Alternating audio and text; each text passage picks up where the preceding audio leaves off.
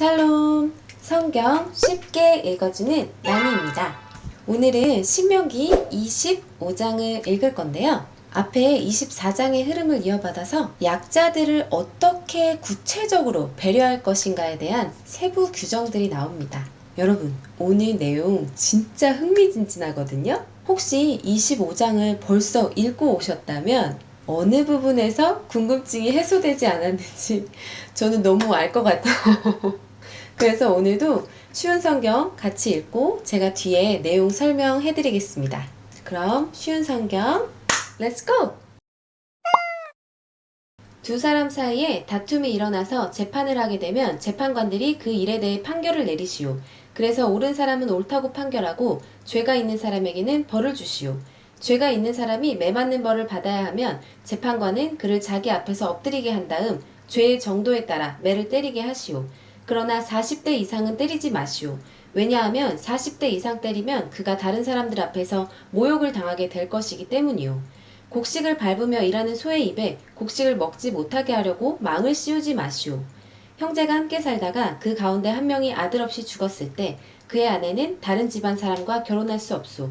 죽은 사람의 형제가 그 여자를 아내로 맞아들이시오. 그것이 죽은 남편의 형제로서 지켜야 할 의무요. 그렇게 해서 여자가 낳은 첫 아들은 죽은 형제의 이름을 따라서 부르시오. 그래서 그의 이름이 이스라엘에서 잊혀지지 않게 하시오. 그러나 그 사람이 죽은 형제의 아내와 결혼하려 하지 않으면 그 형제의 아내는 성문에 있는 장로들에게 나아가서 이렇게 말하시오. 내 남편의 형제가 나와 결혼하기 싫어하여 이스라엘 가운데서 자기 형제의 대를 이으려 하지 않습니다. 그가 남편의 형제로서 지켜야 할 의무를 지키려 하지 않습니다. 그러면 마을의 장로들은 그 사람을 불러서 잘 타이르시오. 그런데도 그가 나는 저 여자와 결혼할 생각이 없습니다. 라고 말하면서 고집을 부리면 여자는 장로들이 보는 앞에서 그에게 가까이 나아가 그의 발에서 신을 벗기고 그의 얼굴에 침을 뱉으면서 자기 형제의 집안을 잊지 않으려는 사람은 이렇게 된다. 라고 말하시오. 그러면 그 사람의 집안은 이스라엘 가운데서 신을 벗긴 자의 집안이라고 불릴 것이오. 두 사람이 싸우고 있는데 한 사람의 아내가 자기 남편을 돕기 위해 손으로 다른 남자의 성기를 움켜쥐면 여러분은 그 여자의 손을 잘라버리시오. 여자에게 자비를 베풀지 마시오. 하나는 무겁고 하나는 가벼운 두 가지 종류의 저울추를 가지고 다니지 마시오. 하나는 크고 하나는 작은 두 가지 종류의 되를 여러분의 집에 가지고 있지 마시오. 올바르고 정직한 저울추와 되를 사용하시오. 그래야 여러분의 하나님 여호와께서 주시는 땅에서 오래오래 살 수 있을 것이오. 여러분의 하나님 여호와께서는 정직하지 않은 사람과 정확하지 않은 되를 쓰는 사람을 싫어하시오. 여러분이 이집트에서 나오던 때 아말렉 사람들이 여러분에게 한 일을 기억하시오. 여러분이 피곤하고 지쳤을 때 그들이 길에서 나와 여러분 뒤에 처져 있던 사람들을 다 죽였소. 그들은 하나님을 두려워하지 않았소. 여러분의 하나님 여호와께서 주시는 땅에서 모든 적들을 물리치시고 여러분에게 평안을 주실 때에 이 땅 위에서 아말렉 사람들을 멸망시켜 그들의 기억조차도 없애버리시오. 꼭 잊지 마시오.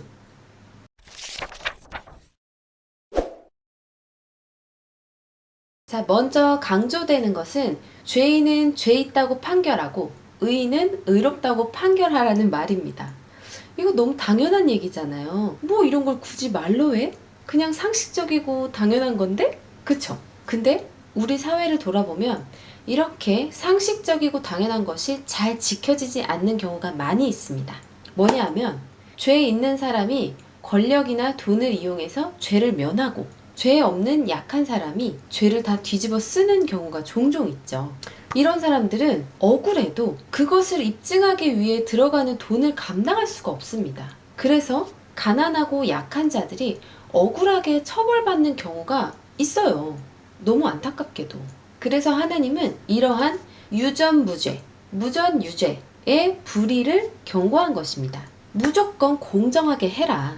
빈부귀천이나 남녀노소를 떠나서 그냥 죄대로 죄값을 공평하게 치루어야 한다. 라고 하시는 거고, 거기에 추가적으로 혹시 매맞는 벌을 받게 되면은 매질은 40대로 제한을 하셨어요. 왜 하필 40대일까? 이거 너무 궁금하지 않으세요? 하나님의 의도는 이겁니다.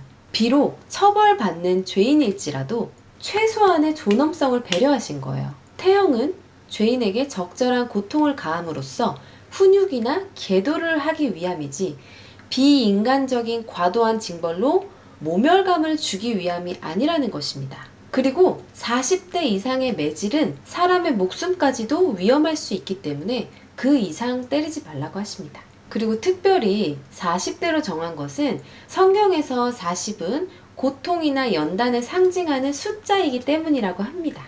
그래서 이 같은 규례에 따라서 후일의 유대인들은 혹시라도 숫자를 잘못 세어서 40대를 넘을까봐 최대가 39대로 규정하는 법을 만들어서 적용했다고 합니다. 자, 여기 4절은 개역개정 성경으로 읽으시는 분들은 절대 이해가 안 가실 부분이에요. 곡식 떠는 소에게 망을 씌우지 말지니라. 이 말이 무슨 뜻인지 한번 보고 이해가 가시나요? 저는 몇 번을 봐도 이게 무슨 말인지 모르겠더라고요. 그런데 다행히 쉬운 성경에는 곡식을 밟으며 일하는 소의 입에 곡식을 먹지 못하게 하려고 망을 씌우지 마시오 라고 풀어서 번역되어 있죠. 이 말이 시사하는 바가 뭘까요? 이때 당시에는 일하는 소의 입에 망을 씌우는 게 일반적이었다고 볼 수 있습니다. 사람들이 왜 소의 입에 망을 씌웠을까요? 소가 그 밭의 곡식을 여물로 착각해서 먹어버릴까봐 못 먹게 하려고 씌운 거죠. 소는 그냥 일해주는 기계나 다름없고 그 곡식들은 다 재산이잖아요. 근데 하나님은 그렇게 하지 말라고 하시는 거예요. 노동의 대가에 대한 권한은 짐승에게도 있음을 알려주십니다. 땀 흘려 일하는 모든 노동은 가치 있고 신성한 것인데 이게 사람이든 짐승이든 수고한 만큼의 대가를 누릴 자격이 있다는 것입니다.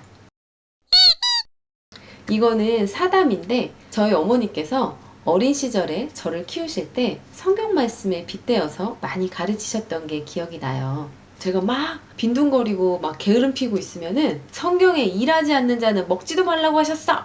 막 이러면서 저를 그렇게 질책하고 막 움직이게 하고 집안일을 시키고 막 그러셨어요.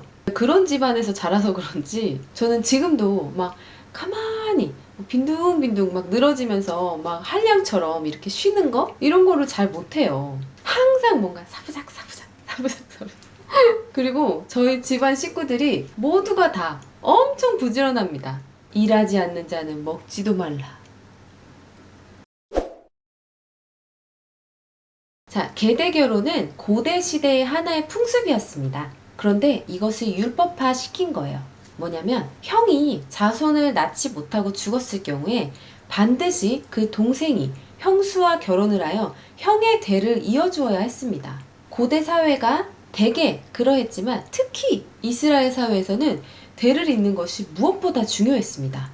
그래서 불임인 여자는 하늘의 저주를 받았다고 여겨졌으니까요. 하나님께서는 아들이 없이 남편이 죽었을 경우에 그 여자는 다른 집안의 남자와 재혼할 수 없고 이 죽은 남편의 형제들 중에서 남편을 새로 맞이해야 한다고 하셨어요. 그래서 그 여자가 남편의 형제를 통해서 아들을 낳게 되면 그 아들을 이 죽은 남편의 자식으로 등재되게끔 법을 그렇게 해놓으셨어요. 계대 결혼의 목적은 단순히 아들, 대를 잇는 것뿐만이 아니라 이 죽은 형제의 이름을 보존하기 위해서입니다. 그런데 이 죽은 남자의 형제들은 계대 결혼을 거부할 수도 있죠. 그럴 수 있잖아요. 그 형수가 너무 내가 싫어하는 스타일이라던가 아니면 지금의 아내를 너무 사랑해서 이 여자를 두고 형수와 또 결혼하기가 너무 싫을 수도 있고 아니면 죽은 형이랑 사이가 너무 안 좋았다던가 뭐 다양한 이유가 있을 수 있겠죠. 그래서 이 계대 결혼을 거부할 경우에는 또 절차가 있습니다. 첫 번째로 이 죽은 남자의 아내가 성문 앞 광장으로 나아가서 장로들에게 고소해야 합니다. 그러면 두 번째로 그 장로들은 그 형제를 불러 네가 이렇게 해서 싫다고 한 거 맞아? 이거 확인하고 그래도 너가 형의 대를 이어줘야지. 그게 법인데 싫어도 어쩌겠어. 이러면서 설득합니다. 그래서 세 번째, 그래도 이 형제가 거부하면 이 여자가 그 형제의 신발을 벗기고 얼굴에 침을 뱉으면서 자기 형제의 대를 이어주기 싫어하는 자는 누구든지 이런 수치를 당하게 된다! 라고 말합니다. 공개적으로 모욕과 수치를 감당해야 되는 거예요. 그렇게 신발 벗긴 자의 집안으로 낙인 찍히게 되면 이 집안 사람들이 이스라엘 사회에서 따돌림을 당하기도 하고 또 이 여자는 남편과 시댁에 대한 모든 의무와 책임에서 자유로워지면 이제 다른 집안에 시집갈 수 있는 거예요. 이처럼 죽은 형제의 이름과 가문을 이어주는 의무는 그만큼 가치 있고 굉장히 소중하게 여겨졌다는 것을 알 수 있습니다. 이 부분도 읽으면서 약간 어라? 하는 내용입니다. 일단 본문은 어떤 남자 둘이서 싸우는데 한 사람의 아내가 자기 남편을 도운답시고 이 상대방 남자의 거기를 빡 잡는 거예요. 일단 이것부터 상식적으로 우리는 잘 상상이 가질 않아요. 근데 이때는 대를 잇는 게 너무 중요한 이 가문의 과업이었기 때문에 약간 이런 식의 싸움이 종종 있었나 봐요. 아마도. 그러니까 하나님께서 절대로 이런 행동을 못하도록 금지를 시키신 거잖아요. 어느 정도로 처벌 수위가 셌냐면 그 손목을 잘라버리래요. 상당하죠. 이 남성의 성기는 자칫 잘못되면 그 집안의 대가 끊어지는 일이 발생합니다. 이거는 이스라엘 사회에서 이보다 큰 고통이 없어요. 그런 일을 저지르는 사람은 손목이 잘려 마땅하다. 요즘 세상에는 아이를 안 낳으려고 정관 수술을 하기도 하는데 참 진짜 세상이 많이 바뀌었죠. 이러한 이때 당시의 사회와 문화를 어느 정도 알고 있어야 우리가 성경이 술술 읽히고 또 하나님의 의도를 온전히 우리가 알아차릴 수가 있어요. 그래서 저는 성경은 이런 부수적인 공부들이 꼭 필요하다고 생각합니다. 그냥 이거 진짜 성경만 봐서는 너무 와닿지가 않아. 그죠? 자, 이거는 상도에 관한 내용입니다. 하나의 저울추와 되를 사용하란 말이 무슨 말이냐면 보통 해산물이나 뭐 고기 같은 거는 이렇게 무게를 달아서 가격을 매기잖아요. 그런데 상인들이 내가 매입을 할 때에는 큰 저울추로 정량보다 더 많이 매입하고 사람들에게 팔 때에는 작은 저울추로 정량보다 작게 건네주는 이런 수법이죠. 되도 마찬가지예요. 곡식이나 소금 같은 거 예를 들어서 한 되에 얼마 이런 식으로 팔잖아요. 근데 자기가 물건을 사올 때는 큰 되로 사오고 팔 때는 작은 되로 파는 식. 이거는 판매할 때 이제 어느 정도 마진을 붙여서 이윤을 얻는 장사와는 또 다른 개념입니다. 이거는 사기죠. 이렇게 거짓으로 부당한 이득을 취하려는 자들을 하나님께서는 용납하지 않으십니다. 자, 이스라엘 백성들이 이집트에서 갓 탈출한 지 얼마 안 됐을 때 아말렉 족속이 이스라엘 백성들의 후미 대열을 기습 공격한 사건이 있었습니다. 아말렉 족속이 누구냐 하면 야곱의 형 에서의 아들 엘리바스가 첩인 딥나를 통해서 낳은 아말렉의 후손들인데요. 이들은 매우 거칠고 호전적인 족속들이었습니다. 그래서 광야에서 침략과 약탈을 감행하며 살았었는데요. 그러니까 약간 바다 위의 해적 같은 존재죠. 그런데 하나님께서 특별히 이 아말렉 족속이 한 짓을 잊지 말고 그들을 아예 없애버리라고 누구도 그들을 기억조차 못하도록 씨를 말리라고 하신 이유는 이때가 시기적으로 하나님께서 이집트에 10가지 재앙을 내리셔서 파라오를 굴복시킨 뒤에 자기 백성을 건져내셨어요. 이게 주변 국가에도 소문이 다 났단 말이에요. 그런데 아말렉 족속은 하나님을 두려워하지 않고 이 하나님이 이끄는 백성을 쳤죠. 하나님을 개무시한 거죠. 그리고 또 이들이 얼마나 야비했냐면 이스라엘 백성들이 이 광야의 무더위에서 오랫동안 여행하면서 굉장히 크게 지쳐 있을 때 그러니까 완전 무방비 상태에서 기습적으로 공격을 했고 아주 비열하게 노인이나 여자들, 어린아이들이 있는 이 행진 대열의 가장 뒤쪽, 후미 쪽에 뒤처진 연약한 무리들을 공격했어요. 우리 하나님이 가뜩이나 이 약자들을 보호하는 거에 굉장히 예민하신데 하필이면 얘네들이 하나님을 진짜 다양하게 열받게 한 거죠. 그래서 하나님께서 너희들이 본격적으로 가나안 땅을 차지하고 더 이상 공격해오는 적이 없고 어엿하게 정식으로 나라 세워서 평안히 살게 되면 그때 마지막 미션으로 아말렉을 진멸하라 하신 거예요. 훗날 이스라엘 역사에서 이 명령이 그대로 실행되었고 유다의 히스기야 왕 때에 시므온 자손들에 의해서 아말렉 족속이 완전히 사라졌다고 합니다. 네, 오늘 신명기 25장 같이 읽어보았는데 어떠셨어요? 재밌으셨나요? 우리가 1차적으로 하나님을 알기 위해서 성경을 읽는다면 2차적으로는 하나님의 의도를 파악하는 연습을 해야겠죠. 아, 이래서 이러셨구나. 아, 이런 뜻으로 그렇게 하셨구나. 그 단계에서 이제 스토리텔링 성경이나 제 영상이 좀 도움이 될 것 같아요. 그리고 제일 중요한 3단계는 이 말씀을 어떻게 내 삶에 적용할 것이냐.